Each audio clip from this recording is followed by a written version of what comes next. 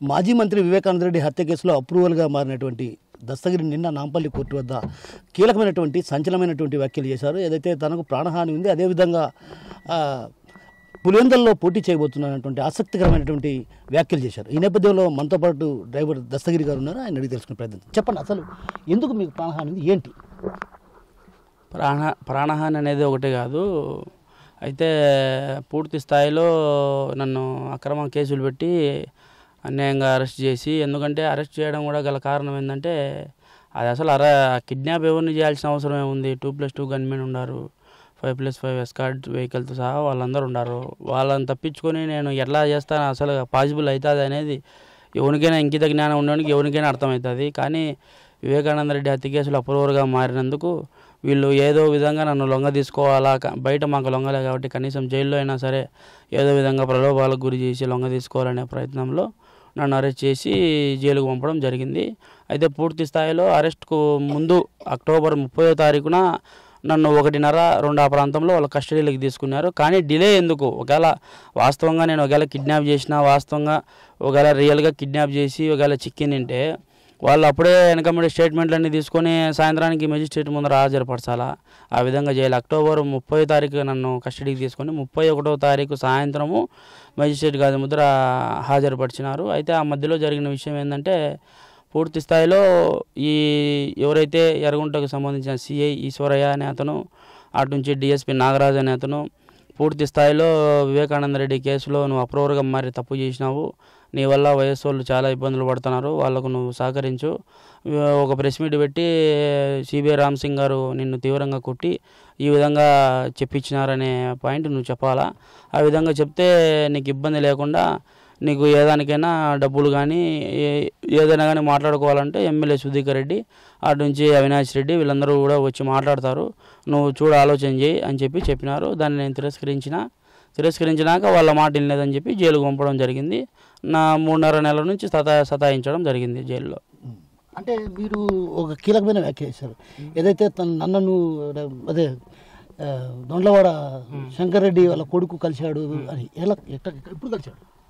దొండ్లవాడ శంకర్ రెడ్డి నేను జైలుకి వెళ్ళిన తర్వాత ఒక 20 రోజులకు నెల తర్వాత, అంటే డిసెంబర్ నెలలో అక్టోబర్ నేను 31కి జైలుకి వెళ్ళడం జరిగింది. ఆ మధ్య ఆయన ఒక డాక్టర్ లాగా, అంటే ఆయన కడపలో ప్రస్తుతం డాక్టరు, గుండెకి సంబంధించిన ఏదో డాక్టర్ అంట. ఆయన జైలుకు వచ్చి ఏదో జైలు ఖైదీలను చూడను ఆరోగ్య విషయంలో జైలు ఖైదీలతో మాట్లాడదామని వచ్చినాడంట. అట్లా అంటే అది కారణం ఏంటంటే ఎవరికి అనుమానం రాకుండా నేను పోయింది డాక్టర్గా, నేను అతనితో మాట్లాడిన పోలే అని చెప్పుకునేదానికి సాకుగా అతను నా దగ్గరికి వచ్చి ఈ విధంగా నువ్వు అప్రూవర్గా మారినందుకు మా నాయన అందరూ జైలుకు పోయినారు, రాజకీయంగా మేము చాలా ఇబ్బందులకు గురి చేసుకుంటున్నాము, తీవ్రంగా ఇబ్బందులు పడుతున్నాము, నువ్వు మాకు సహకరించు, పిఏ కృష్ణారెడ్డి ఎట్లయితే మాకు సహకరించాడో, ఎట్లయితే సిబిఐ రామ్ సింగ్ కొట్టి ఈ విధంగా చెప్పినాడని చెప్పే విధంగా నువ్వు చెప్తా ఉండవు, అదే విధంగా కూడా నువ్వు మాకు చెప్తే నీ ప్రాణాలు నిలబడతాయి, నీ పిల్లల ప్రాణాలు నిలబడతాయి, లేకుంటే వాళ్ళు ఇబ్బంది పడతారు. ఇప్పుడు ఆ పాప మీద కూడా 41 నోటీసులు జాయిన్ అయి ఉన్నాయి. ఆ పాపను కూడా తీసుకొచ్చి రేపు మొన్నాడు జైల్లో వేస్తాము, ఆలోచన చేయంటే నేను పూర్తి స్థాయిలో నేనే అతని మీద దుర్భాషలాడినా. అయితే పూర్తి స్థాయిలో అతను తిట్టడం జరిగింది. నేను తిట్టిన తర్వాత ఇంకా గలాట ఏమన్నా పడతారో ఎట్లా కొట్టుకుంటానేమో అని అక్కడ ఉండే వార్డెన్లు వీళ్ళంతా అతన్ని పిలుచుకొని పోవడం జరిగింది. సో ఈ విషయాన్ని ఏమన్నా మీరు రామ్ సింగ్ గారికి ఏమైనా చెప్పారా? అసలు రామ్ సింగ్ గారికి చెప్తే ఏమన్నారు రామ్ సింగ్ గారు ఇప్పుడు లేరు కదా, ఆయన సిబిఐ సంస్థలో, ఇప్పుడు ఆయన సిబిఐ సంస్థలో ఉన్నాడు కానీ ఈ టీంలో లేడు కదా. ఇప్పుడున్న ఎస్పీ ప్రజెంట్ ఎవరైతే ఎస్పీ గారు ఉన్నారో వాళ్ళకు చెప్పినాము. నిన్న నాంపల్లి కోర్టుకు పోవడం జరిగింది. అక్కడ కూడా సిబిఐ వాళ్ళతో A to Z ఏం జరిగిందో పూసగుచ్చినట్టు అన్నీ కూడా చెప్పిన తర్వాత వాళ్ళు కూడా కంప్లైంట్ పెట్టి పూర్తి స్థాయిలో దీన్ని విచారణ చేసి పూర్తి స్థాయిలో వాస్తవాలను వెలికి తీసి అసలు కుట్ర పన్నిన వాళ్ళు ఎవరు, దీన్ని నేను జైలు పంపించి నన్ను ఈ విధంగా లొంగ తీసుకోవాలనేది ఎవరు అనేది దాని కాన్సెప్ట్ అంతా బయటికి తీయాలని చెప్పేసి నేను సిబిఐని కోరడం జరిగింది. వాళ్ళని కూడా మేము విచారణ స్టార్ట్ చేసి దాంట్లో వాస్తవాలను బయటికి తీసి బయట నిలబడతాంలే అని చెప్పినారు, తగిన యాక్షన్లు తీసుకుంటామని చెప్పినారు. పులివెందుల బరి నుంచి ఉంటారంటున్నారు. ఎలా పులివెందుల బరి నుంచి అంటే ఇప్పుడు ఏ రాజకీయాన్ని అయితే జగన్మోహన్ రెడ్డి అడ్డం పెట్టుకొని నన్ను అప్రూవర్గా మారినందుకు నన్ను నా భార్య పిల్లలను రోడ్డున తిరిగేటట్టు చేసినాడో, నన్ను అక్రమంగా కేసులు పెట్టి ఏ రాజకీయాన్ని అయితే అడ్డం పెట్టుకొని అక్రమంగా కేసులు కట్టించి నన్ను దారుణంగా ఇబ్బందులకు గురి చేస్తున్నాడో అదే రాజకీయంలోకి దిగుతా, నా రాజకీయం ఏందో నేను కూడా చూపించాలనే ఫిక్స్ అయ్యి పులివెందుల నుంచి జగన్మోహన్ రెడ్డి మీద అయినా సరే పోటీకి సిద్ధంగా ఉన్నా అని చెప్పడం జరిగింది. అంటే ఏ పార్టీ తరఫున లేదంటే ఇండిపెండెంట్గా పోటీ చేస్తారు? అది ఇంకా డిసైడ్ కాలేదు, ఆలోచన చేస్తా ఉన్నాం. అదేవిధంగా మీరు ఇటీవల ఒక మాట అన్నారు, ఏదైతే జగన్ మోహన్ రెడ్డి వివేకాను హత్య చేసింది ఎవరో చెప్పి ఓట్లు అడగాలి. అవును, ఏంటి? ఖచ్చితంగా కదా. ఇప్పుడు వివేకానంద రెడ్డి కేసు ఎప్పుడు జరిగింది? 2019లో హత్య జరిగింది. హత్య జరిగిన తర్వాత ఎవరైతే జగన్మోహన్ రెడ్డి ఉన్నాడో, జగన్మోహన్ రెడ్డి నాకు సిబిఐ కావాలా, నాకు పూర్తి స్థాయిలో నాకు మా చిన్నాయన్ను చంపిన వాళ్ళందరినీ బయటికి తీయాలని ఒకప్పుడు సిబిఐని కోరిన వ్యక్తి ఎప్పుడైతే ఎలక్షన్ గెలిచిన తర్వాత ఆ సిబిఐ వద్దు, నాకు సిబిఐ సంస్థ వద్దు, ఏమొద్దు అని చెప్పి వెనక్కి తీసుకోవడం జరిగింది. ఆ పిటిషన్ కూడా క్యాన్సిల్ చేసుకోవడం జరిగింది.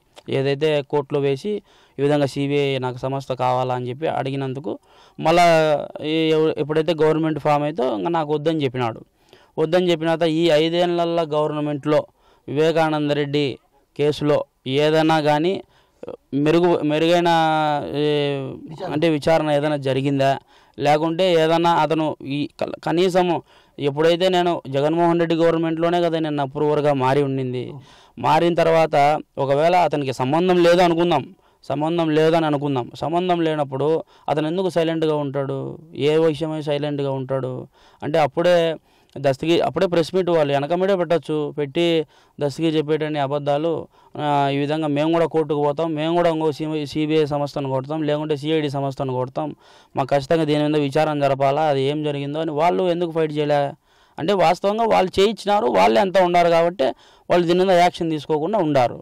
అందుకే వాళ్ళు కూడా పూర్తి స్థాయిలో వాళ్ళు విచారణకు సహకరించారు. విచారణ చేసే వాళ్ళని విచారణ చేయనిరు, ఆఫీసర్లను ఏదైనా కానీ వాళ్ళ కనుసైగలలో మెలగాల, కనుసైగలలో జరగాల, పూర్తి స్థాయిలో వివేకానంద రెడ్డి హత్య కేసు నీరు గార్చాలా అనే ప్రయత్నంలో జగన్మోహన్ రెడ్డి కీలక పాత్ర ఉంది కాబట్టి అవినాష్ రెడ్డి, భాస్కర్ రెడ్డి, దేవిరెడ్డి, శివశంకర్ రెడ్డి, మనోహర్ రెడ్డి వీళ్ళందరికీ కీలక పాత్ర కాబట్టి ఈ పొద్దు నేను అడుగుతాను, నేనే కాదు ప్రజలు ఎవరైనా అడుగుతారు, నేను అప్రూవర్గానే కాదు ఒక సామాన్య కార్యకర్తగానే అడుగుతాడా, పూర్తి స్థాయిలో జగన్మోహన్ రెడ్డి కానీ అవినాష్ రెడ్డి కానీ ఎవరైనా కానీ వీళ్ళ కుటుంబంలో రాజకీయంలో ఉండేటోళ్ళు ప్రస్తుతము వివేకానంద రెడ్డి హత్య కేసు ఎవరు చేసినారనే పాయింట్ చెప్పిన తర్వాత ఓట్లు అడిగితే బాగుంటుంది, దాన్ని క్లారిఫై ఉంటుంది ప్రజలు కూడా. అంటే ఇంతకుముందు వివేకానంద రెడ్డి హత్య జరిగినాక దాన్ని అడ్డం పెట్టుకొని ఎట్లయితే సానుభూతి పొంది ఓట్లు వేసుకుని ప్రజలను మోసం చేసినాడు జగన్మోహన్ రెడ్డి, ఈ పొద్దు కూడా నన్ను అప్రూవర్గా మారి నన్ను నేను చెప్పింది అబద్ధము, నాకు ఎటువంటి సంబంధం లేదు, సిబిఐ రామసింగ్ గారు నన్ను కొట్టింటే నేను చెప్పిన అనే మాట చెప్తే అప్పుడు వాళ్ళు నాకు 20 కోట్ల నుంచి 80 కోట్ల వరకు ఇచ్చే అవకాశం ఉంది. ప్రస్తుతానికి 20 కోట్లు అడ్వాన్స్ కింద పెట్టుకొని చెప్పడం కూడా జరిగింది. నేనైతే దానికి తిరస్కరించిన, తలకాయ ఉంచే పరిస్థితి లేదు, ఎవరిని మాట వినే పరిస్థితి లేదు, అప్రూవర్గా ఇట్లే కొనసాగే పరిస్థితి ఉంటుంది కానీ ఎవరికి భయపడే పరిస్థితి అయితే ఉండదు.